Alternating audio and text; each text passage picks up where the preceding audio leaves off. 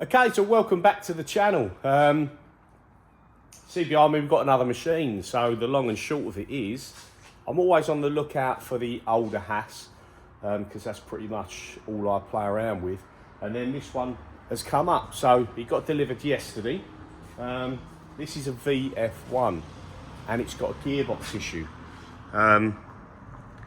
It doesn't actually look like a bad machine.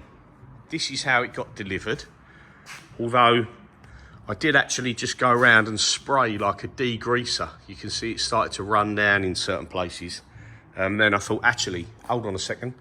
Let's start a video first. So you can see how it's turned up, and the sheet metal works in pretty good condition. It's a bit grimy here and there from green manky coolant, etc. It's nothing too drastic. That actually looks pretty good. So I'm not 100% sure what the plans are for this yet. Obviously, I'm going to try and fix it and I'm going to clean it. But I'm not 100% sure if I'm going to keep it or if I'm going to sell it. I don't really need 3 mils, but it's always nice. So we'll see. I bought this sight unseen. I was told it was a good working machine and I was offered to go and see it. I just didn't fancy doing the drive. It wasn't a long drive, to be fair. I just, being lazy, I didn't fancy it. So they sent me a video of it powered on. But I didn't see it making a part or anything like that. And the gearbox issue means they disabled the gearbox in the parameters and it's locked in high gear, I believe. So this is a year 2000. So it's got the braked Z-axis motor up there rather than a nitrogen counterbalance, or the old DC machines, I think, still had a lead counterweight in there. It's wired for 4th axis. The control cabinet, the electronics cabinet, actually looks pretty good. So you've got the earlier type 15 horsepower vector drive, same as one of my other machines. It actually comes with the 4th axis drive card. Not sure if they all work yet.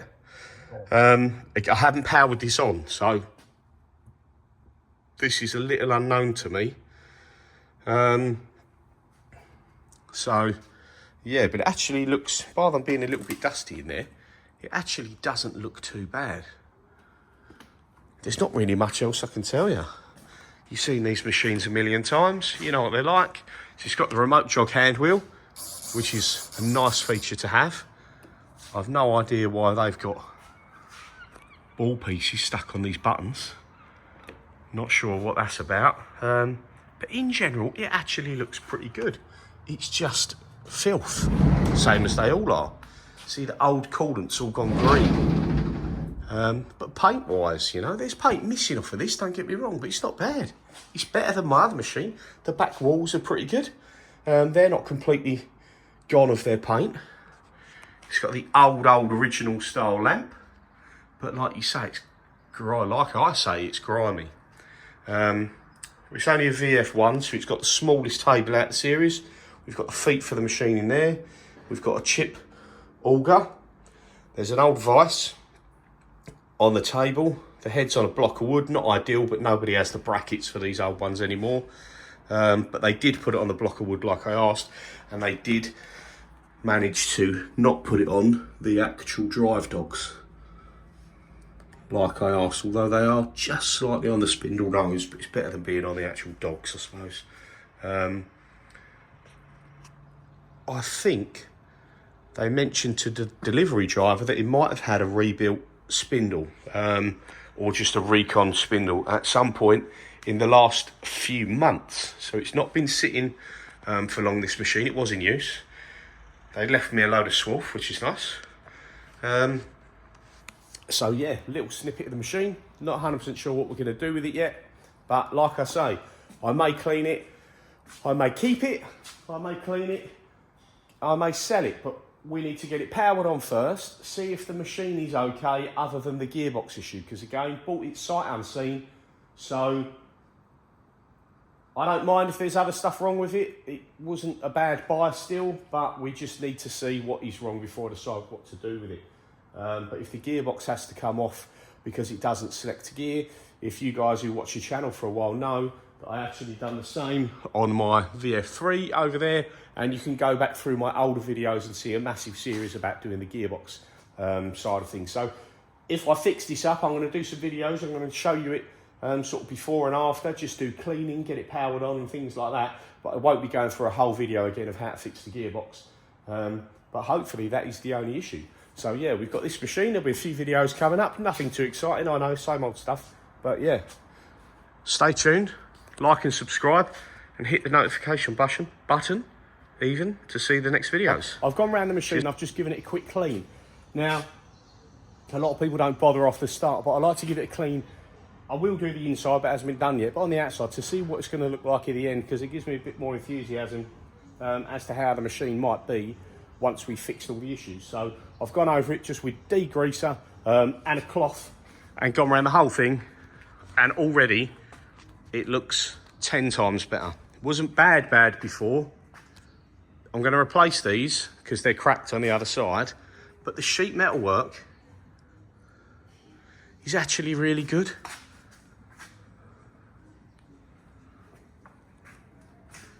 Electrical cabinets come up like new. Haven't done the inside yet, but as said before, it's not actually that bad.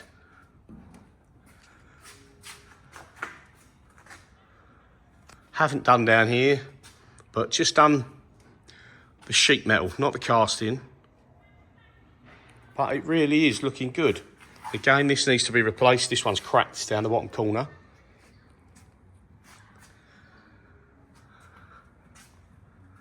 But yeah, it's looking nice. And even these doors, the front panels, cleaned them. Won't have to change them. They are good to go. And I like the way these are held in with just a silicone seal, and then some stepped sheet metal on the back rather than the big door rubbers, which are a real pain. So if you see there, these ones have got these little rebated bits of sheet metal that actually hold it in place, and then the panel's just siliconed in. And I actually prefer that. So yeah, she's looking much better already. So we'll do the inside and then we'll get power to it, see what happens. But so far, she's looking good. Okay, so we've run an extension lead to the machine. Just gonna wipe that lens, sorry. So we've run an extension lead to the machine that I've got in the workshop, and we've got the extendable hose reel there for the airline, which I've run in. Just had to change to a PCL fitting on the back. We're temporarily wired in there, and I've just cable tied that there to stop any pulling on the cables. So we'll go for the initial power up to see what happens. We'll try and get the spindle off of this block and see if the machine hones out without any errors. So let's go ahead and turn it on.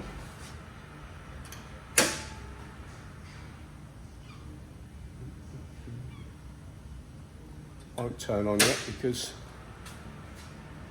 I'm not turned on over there. I am turned on over there. Right, so we're on there.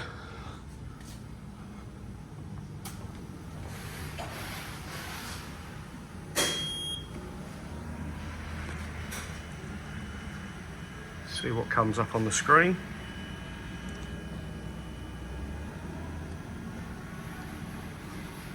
Nothing as yet. Oh, here we go. Phasing error, so I might have the phases round the wrong way. Let me have a look. Yeah, phase detect. So I need to swap 2 of the phases over, and then we should be good to go. So I'm going to put the camera down, turn it off, swap the phases, and we'll try again. Okay, so I've just swapped 2 of the phases over. Turn that back on. So let's try again. Fingers crossed it works this time. Try and get out of the sun. So the monitor takes a little while to boot up.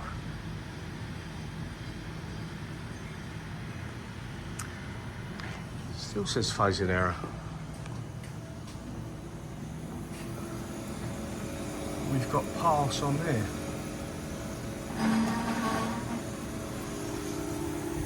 So we've got no fault lights on any of the drives. We've got the pass light on the phase detect. We've got no fault light on the vector drive. Let me see if I can just clear it. See, it's got X phasing error. Error occurred in phasing initialization of the brushless motor. This can be caused by a bad encoder or cabling error. Randomly enough, if you remember when I had the other VF0E that I sold, we had the same issue on the X, and it was a bad bearing that was sticky. But let's just try and get out of all this. Let's just see if we can undo the e-stop, see what we can clear, and let's try power up restart.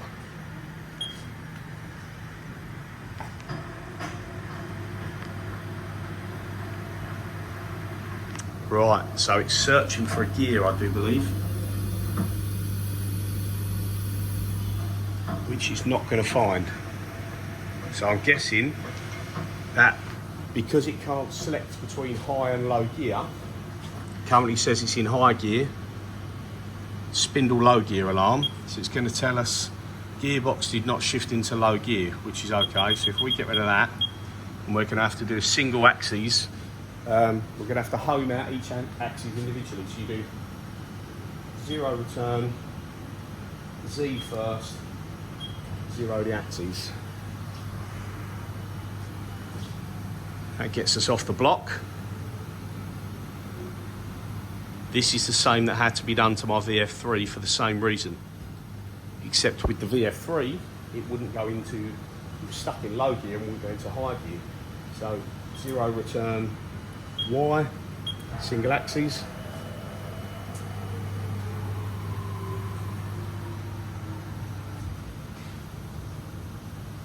That homes out nice, no errors. 0 return, X, single axis. Very little travel on the machine. So we're homed in all of them. Obviously Z doesn't come down because it's actually at the top height, it's not at the tool change height. So if we was to do 0 return, Z, G28 home, but do it in 5% rapid, 25 will be all right. There we go. Now we're home in all of them. So the phasing error isn't there anymore. Obviously the spindle turns. The spindle itself looks all right, and it wasn't actually sat on the nose, it was just on the edge of the block. So got a few marks in the vise, we need to clean some bits up. But we are on, what tool are we in? So we're already on tool 1. The tool change height looks to be okay. If I try and spindle orientate, will it work? So it does spindle orientate. You always want to check that before you do a tool change. So she's looking good. There's no tools in there, but you don't want the dogs to be wonky and crash into anything. So let's just try a tool change on the carousel in 5% rapid because I want to see what's going on. MDI forward. Have a little look in there.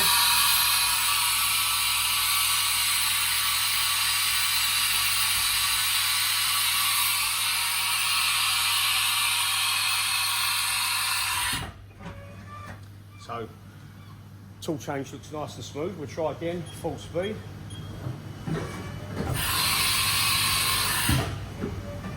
You can see the carousel plate's a little bit up and down, so it might be a little bit bent, but to be fair, most of them are. That's no real dramas. Let's just try selecting the tool. Let's go T12. Just touched the dog there, so that is pushing down and is touching a little bit. MDI, T1. You can hear it clonk into it, so we need a bit of adjustment on the tool change height, but that's no real dramas. We can fix that. So now let's try M3S 500.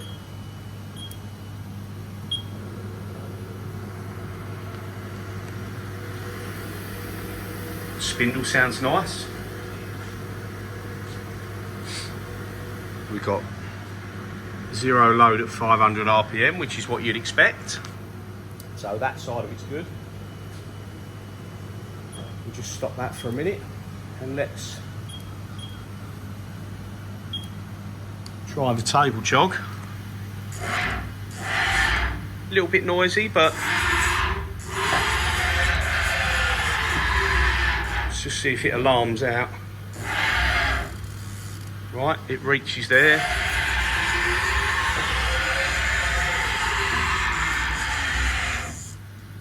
And it reaches there with no alarm, so switches are okay in the X. Y is quieter. Again, max is out without no issues.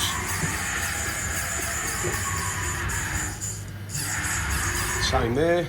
Now the head.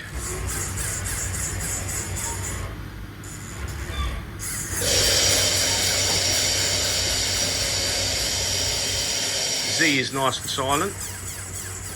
Let's try 28, homing it out. 0 Z. No issues. X. Bit noisy, but it's okay.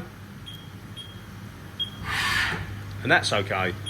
Now, just for a bit of an overload test, what I will tend to do if I'm checking it is I'll move all the axes.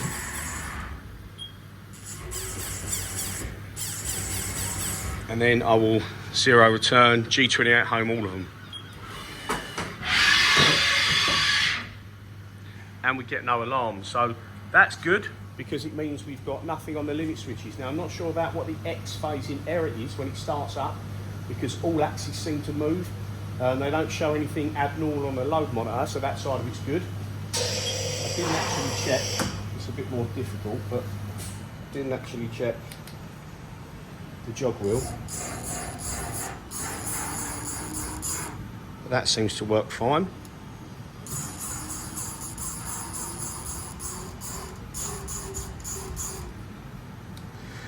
And I've always said this is such a handy feature on any mill to have a remote jog hand wheel, so that's good.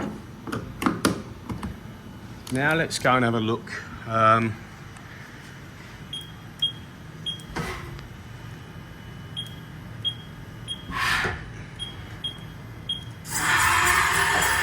Just going to move that to middle. So let's have a look at. Now I've changed my controls. I forget what I'm on, so let's see what we've got in here.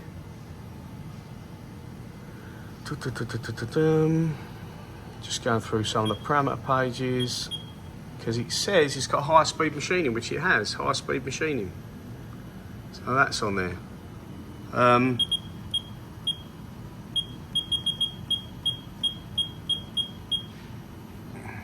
We've got rotation and scaling, DNC, background edit, ground fault, macros, handle cursor, quick code, rigid tapping, phase loss detection, coolant spigot. So we've got a few, and the only one that hasn't really got is M19. So I might get that put onto it. But yeah. So he's looking good. If you e-stop it, the bulbs aren't working, but that's not the end of the world. So again, she powers up, all the axes move. The spindle sounds okay. I'm not going to run it any higher at the minute because I've only just started up and I don't know how long it's been sat. So I might go into MDI and do an extended spindle program, like not a running braking cycle, but a spindle warm-up. So I might do sort of 20 minutes at 500, 20 minutes at 1,000, 20 minutes at 1,500, and run it for a couple of hours just to get the oil back through it and make sure that's working. So yeah, she's up, she's running, but we do have that gearbox issue. So I can't remember the code to get into the gearbox. Right, so M41 puts you in low gear, M42 puts you in high gear. Now, if there is, sometimes people disable this in the gearbox option. Let's go into settings. I can't remember where it is, I'll be honest with you.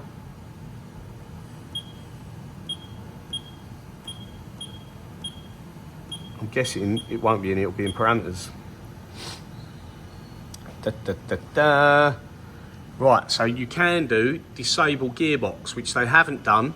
The gearbox option's still there, so that's why it's trying to select gear. I don't know if you can turn that off and then it won't select gear at power up, but if we go into MDI and do M41, enter. Now it's trying to find low gear and it's just not going to find it. It's going to alarm out. So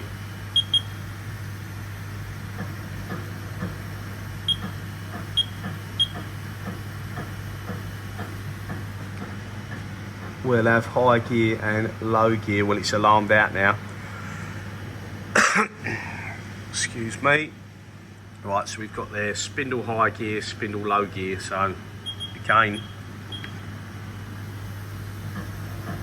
searching for it and it can't find it, and you can see it's saying low gear because it's trying to get in there, but it's not going in there, and it'll alarm out and shift back to high gear. So whether it's a switch or whether it's seals and etc., the same as the VF3, I'm not too sure, but that's what I'll be looking into next. So I'm going to leave the video there. I've got some work to do, so this can sit to one side. I'm not in a major rush to get this one done, and I can give it a clean out, and then we'll pull some covers off and start having a look at a few bits to see if we can get the actual gear to change into low gear using air pressure straight into one of the solenoids or something like that, just to prove it goes into low gear and it actually works. So yeah, stay tuned and we'll jump into that. Cheers for watching. If you look in the background, you can see the motor and the gearbox has come off. So we knew this had a gearbox issue, and we knew it wasn't selecting low gear. So the person I bought it off said it would go into high gear. They changed the parameters so that it would always stay in high gear, and to be fair, the spindle sounded and ran lovely, but they had an issue with low gear and it had it for a long time. So I tried a couple of the general tricks, and I forced it to change gear, which doesn't work in programming, but you can blast air down the line to get it to change gear, and it did change gear. So tells you the gear isn't smashed to pieces, so to speak. It's just obviously an air issue, so I'm guessing seals, just like it was on the VF3 if you go back and look at that video. So we've removed it all, and it's all down here, and I've stripped it already and I've cleaned it already. Now, what did I find? Seals, everything was gummed up to a point, which that necessarily wasn't the issue.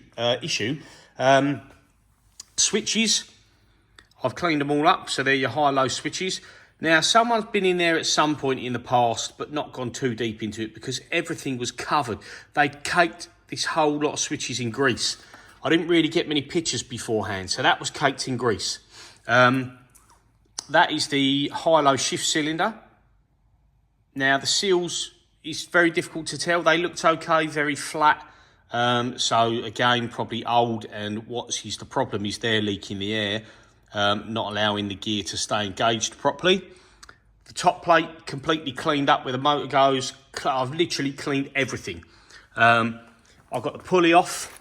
You remember that was a bit of an epic job with oxyacetylene, or I used oxypropane last time. This time round, I managed to remove that with no heating whatsoever.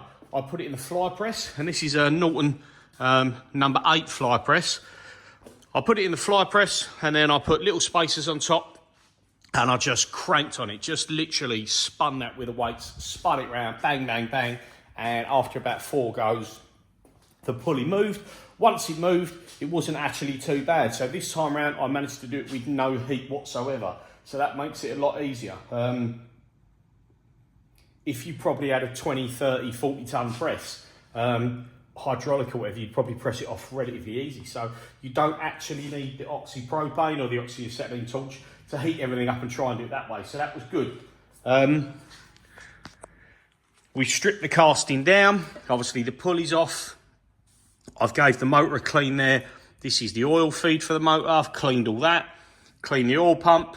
Wiped down the lines because I'm going to reuse them. Cleaned out the oil tank for all the contaminants in there. These are the inserts for the gearbox rubber mounts, which were perished.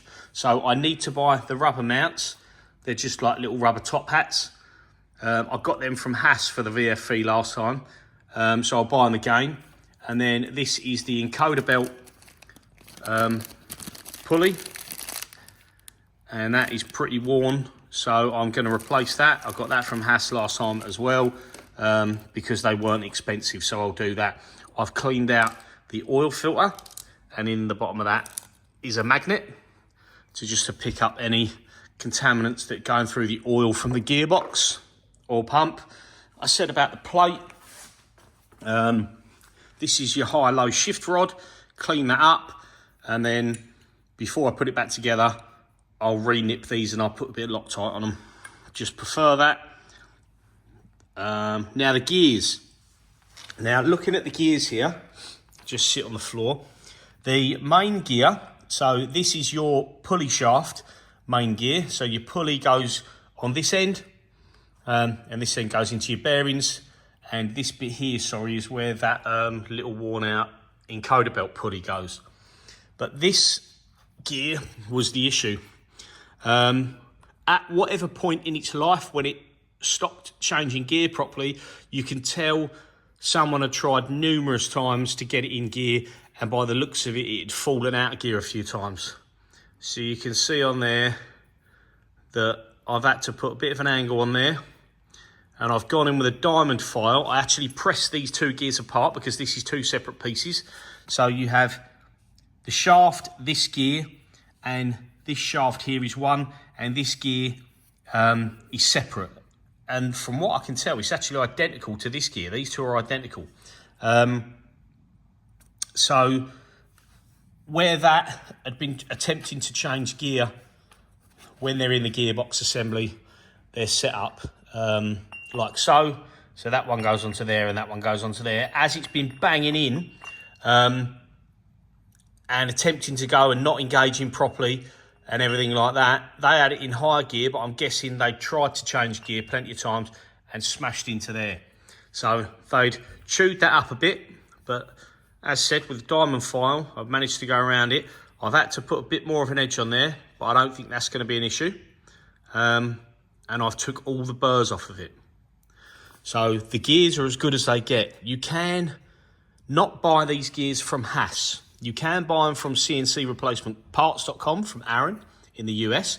They're very expensive. Don't get me wrong.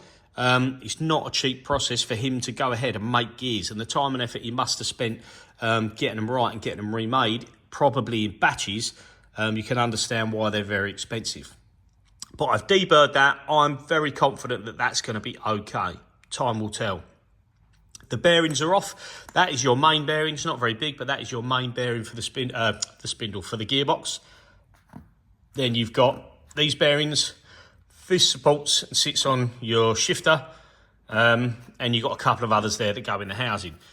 So I'll be replacing all the seals. I've got a bearing kit there out of my stock. I actually forgot to put these on the website. I've got all my seal kits in there. So I've currently got everything that I need to reassemble the main part of it. I've got to order, as I just mentioned, I've got to order the gearbox rubber mountings, rubber top hats, and I've got to order that top encoder pulley, little alley bit that's shrink fit, so you just heat it up and drop it onto the top of the spindle. Whilst I'm there, I'll probably order, they're just sat on top of the machine, I'll order myself 2 new spindle drive belts and an encoder belt, which I don't get there from Haas, I get them from elsewhere. So yeah, so far so good. obviously, we'll see how it runs when it's all back together. And I won't do another video on the gearbox side of things until it is all back together. And I'll give the top of the machine a tidy up. Where all the switches and plugs mount, I'll take that off and I'll give that a clean up because it's really gummy. You could do this without doing so much cleaning, but I just hate working on it when it's all gummy. The other thing I wanted to mention, in the other video, you'll see that I had an X phasing error. Now, I looked into that quickly because obviously I need to know whether I can fix all the issues on this machine. So whether I keep it or sell it or whatever I do with it. But I've jumped off with it and I didn't film it. But what happened was, X phasing error, it says about cable issues or bad encoder. Well, I actually gone round, you can see I've took the covers off inside now. So I've got spares of these motors, I've got 2 of them. I changed the motor, it made no difference. I've got spare cables, so I literally run one straight from the cabinet round here into there. So I changed the cable, that made no difference. So I wondered what next. So I changed the amplifier, that made no difference. So the last thing I'm thinking, if it's to do with the drive on the X-axis, is the Mocon board. Maybe there's an issue. So I've got an identical Mocon board, same model, and even the same revision. And that made no difference. So I'm really not sure what that X phasing error does. Now, I haven't run any kind of program on the machine to tell you if it's going to cause an issue further down the line. But when it comes up, twice I've had it when I powered the machine on and it didn't come up. Every other time it has come up. So I've tried the Mocon board, I've tried the motor, I've tried the cable, and I've tried the servo amplifier. None of them got rid of the problem. If you press reset, the X phasing error clears and it does not come back. But on occasion, so far about 50% of the time, if I go to zero return, either all axes or just a single axis on the X, which is quite noisy, as said in the video. I haven't run it fully yet, but it's a little bit noisy. It will say servo error too large, X-axis servo error too large. So there's something going on with the X. The ball screw isn't bound up. You can move it quite freely with your hand when the machine's powered off. So once the gearbox is done, I've got to look into that afterwards. Because again, if there's an issue like that I can't solve, obviously the machine's no good for me or to sell. So we'll do the gearbox first because that's the biggest issue, potentially, and we'll work through the rest after that. But that was just an update on X phasing error. If anyone else has got any ideas, the parameters, in case you say that, as far as I can tell, they're good. I've checked my other 2 machines. One's a gearbox machine, one isn't. X-axis parameters are almost identical bar the travel. So I don't think it's a parameter issue.